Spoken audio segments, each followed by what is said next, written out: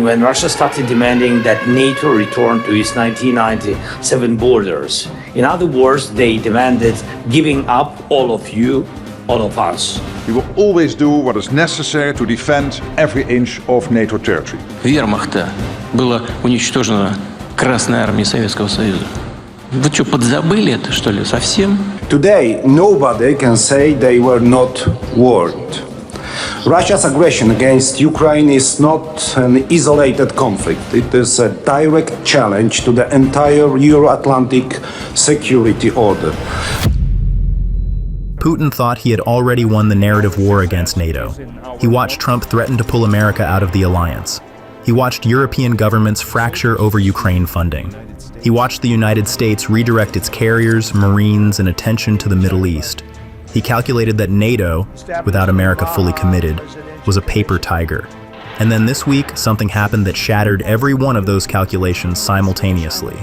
In May 2026, NATO launched Operation Sword 26, the largest Eastern Flank military exercise since the Cold War, deploying 15,500 troops and over 1,100 pieces of equipment simultaneously across 9 countries, stretching from Finland in the high north all the way south to Poland, 60 kilometers from Russia's Kaliningrad exclave, while simultaneously running the Aurora 26 exercises on the Swedish island of Gotland with 18,000 personnel, including air defense units, logistics hubs, infantry formations, and, for the first time in NATO history, Ukrainian drone warfare specialists invited to teach Western forces how to fight and survive against Russia's actual battlefield tactics. Ukrainian drone pilots, inside a NATO exercise, teaching NATO soldiers the tactics that have been proven lethal against Russian forces in 4 years of war. And the lesson they delivered was not reassuring. A 24-year-old Ukrainian drone pilot with the call sign Tarek told the Associated Press that his team destroyed Sweden's troops 3 times during the exercise, saying they stopped the training 3 times for troops to work out what to do better, but if it were real life, they would have been dead, 3 times over. In an exercise designed to prepare NATO for the war Putin is building toward, this is what changes everything. Before we reveal exactly what Sword 26 is testing that Defender never did, and why the explicit shift from transatlantic reinforcement to forces already in theater signals NATO has stopped planning to react and started planning to fight from day one, why Gotland, the Swedish island that controls the entire central Baltic Sea, is the strategic prize Putin's planners have identified as the most likely first move in any NATO probe. What Ukrainian drone pilots revealed about the gap between NATO's current drone capability and what Russia will actually deploy that has commanders across Europe genuinely alarmed, how 3,500 troops and hundreds of vehicles practicing live-fire combat 60 kilometers from Kaliningrad sends the most direct military message to Moscow in 30 years, why Estonia's foreign intelligence chief said Russia cannot attack NATO this year but is multiplying its border forces by 2 to 3 times, and what that timeline means for European security, what Russia's defense minister Belousov said at the December 2025 expanded military board meeting about NATO preparing for confrontation in the 2030s, and why Moscow is building toward that date right now, and why Trump threatening to pull America out of NATO while the US Army simultaneously deploys 6,000 troops to NATO's eastern flank is the most contradictory signal in alliance history. Subscribe and hit that bell. Because what NATO just activated from Finland to Poland is not a military exercise. It is the answer to every question Putin asked about whether the alliance would actually fight. And the answer arriving in real time is yes, we connect it right now. Here is what Sword 26 actually is, and why replacing Defender with this exercise signals a fundamental change in how NATO plans to fight. For years, NATO ran Defender, a massive annual exercise built around transatlantic reinforcement. The scenario was always the same. Russia attacks, America ships forces across the Atlantic. Allies hold the line until reinforcements arrive. That scenario had one fatal flaw. It assumed America would come. It assumed the Atlantic crossing was safe. It assumed there was time to wait. Sword 26 explicitly abandons that assumption. With the doctrinal shift away from transatlantic reinforcement and toward using forces already stationed in theater to test NATO's regional defense plans under the Eastern Flank Deterrence Initiative. Already stationed, no Atlantic crossing required, no waiting for reinforcement. The forces currently in Europe fight the war from day one with what they have. That is not a tactical change, That is a strategic declaration. NATO is no longer planning for a war that starts slowly enough to allow a mobilization window. NATO is planning for a war that starts Tuesday morning. Stars and Stripes confirmed Sword 26 is testing AI-enabled command and control systems, multi-domain operations, and counter-drone systems across Estonia, Germany, Italy, Lithuania, Norway, Poland, Finland, and Sweden. With General Christopher Donahue, Commanding General of U.S. Army Europe and Africa, describing it as testing NATO's lethality and ability to harness data and AI-enabled warfare at scale. AI-enabled warfare at scale. Not more tanks, not more troops, faster decisions, networked sensors, kill webs that connect radar in Estonia to fires in Poland to air defense in Sweden in milliseconds. Army recognition confirmed approximately 1,100 pieces of equipment deployed to exercise locations from both the European theater and the United States, including Patriot missile training in Sweden, counter-drone operations in Lithuania, tactical road marches from Germany into Poland, cyber training in Estonia and Italy, fire support coordination in Poland, and high-mobility balloons used by Multi-Domain Command Europe to sense and affect targets across the cyber, land, and air domains simultaneously. High-mobility balloons carrying sensors, Patriot systems training in Sweden, counter-drone networks in Lithuania, all of it happening simultaneously, all of it networked. This is not deterrence by deployment. This is deterrence by demonstrated operational readiness. The difference between parking tanks on a border and proving you can use them.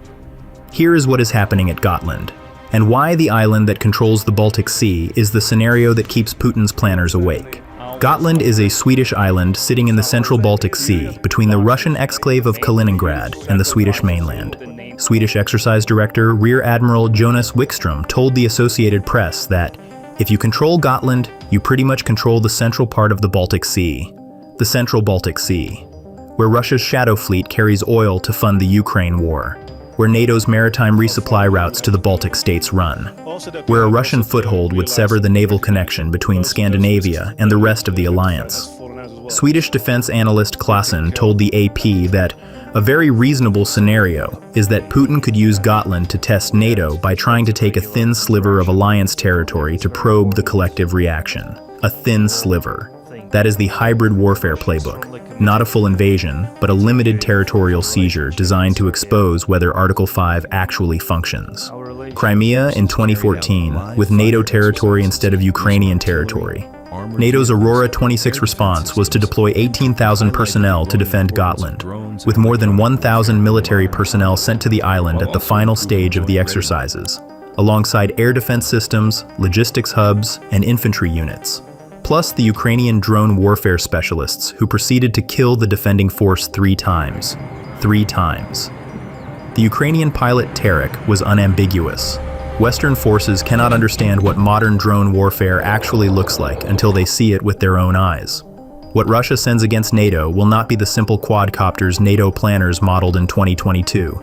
It will be the evolved first-person view attack drones, the loitering munitions, the GPS-jammed environment, the simultaneous swarms that Ukrainian forces have spent 4 years learning to fight through and that have killed more Russian soldiers than any conventional weapon system on the battlefield. Here's what is happening at Kaliningrad, and why 3,500 troops practicing live fire 60 kilometers from Russia's western exclave is the most direct military signal to Moscow since the Cold War. In Poland, Amber Shock 26 exercises are underway around the Orzysz training ground, 60 kilometers from the Kaliningrad region border, where 3,500 military personnel and hundreds of pieces of equipment practice marching, deployment, and live fire combat near the borders of Russia and Belarus simultaneously. 60 kilometers, live fire, from the border of Russia's only exclave, the territory that Russia has packed with Iskander missiles, nuclear-capable weapons, and some of its most capable ground forces. NATO is not exercising near Kaliningrad to demonstrate it is comfortable with the proximity.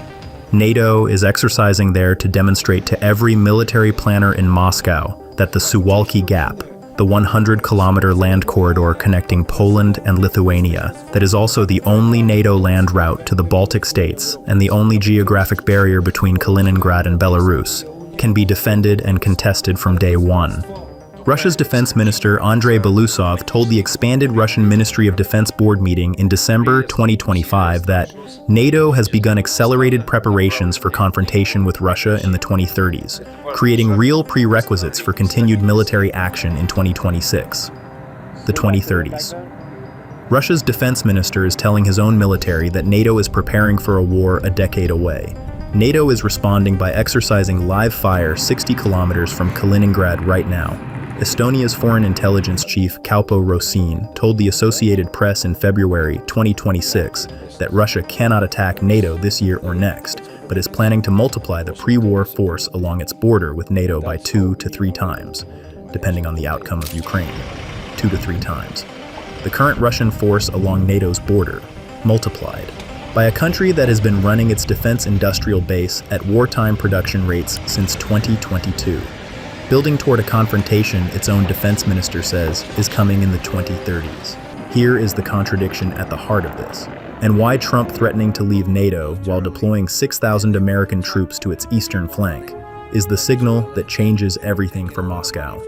Stars and Stripes confirmed the Sword 26 announcement came days after President Trump said he is considering a potential U.S. withdrawal from NATO, citing frustration with allies over their refusal to support U.S. military operations in Iran, with Trump telling The Telegraph it was beyond reconsideration when asked if he wanted to pull the U.S. out of the alliance.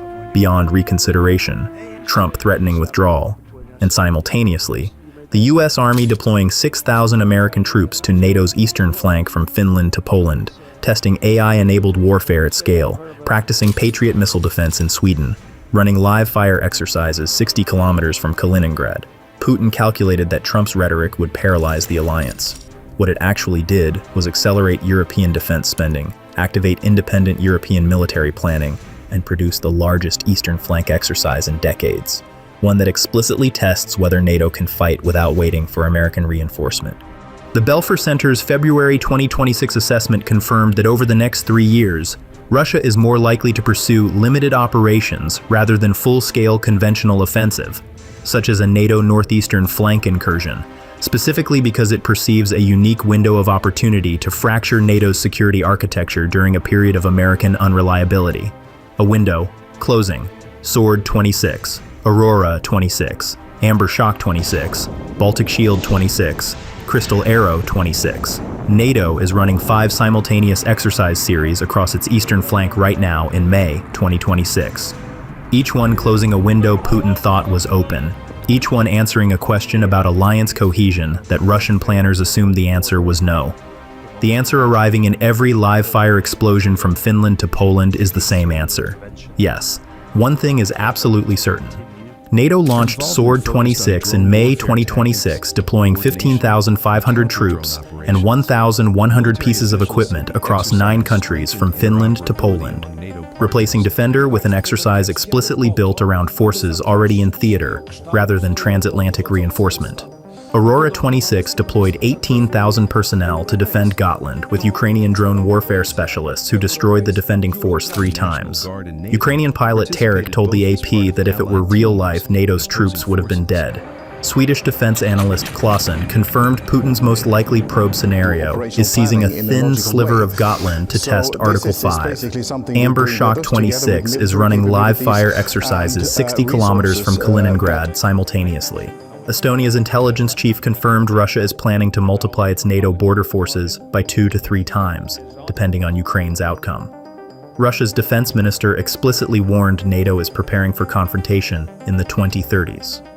Trump threatened NATO withdrawal while the U.S. Army deployed 6,000 American troops to the eastern flank. And NATO is simultaneously running Baltic Shield 26 in Bornholm, Crystal Arrow 26 in Latvia, and Dynamic Front 26 in Romania, the most concurrent eastern flank exercise activity in alliance history. So here is what happens next. Putin calculated a window created by Trump's rhetoric, Middle East distraction, and European hesitation. A window where NATO's Article 5 commitment was ambiguous enough that a limited territorial probe, a thin sliver of Gotland, a Suwalki Gap incursion, a Baltic state hybrid operation, might succeed before the alliance could cohere a response. NATO just closed that window.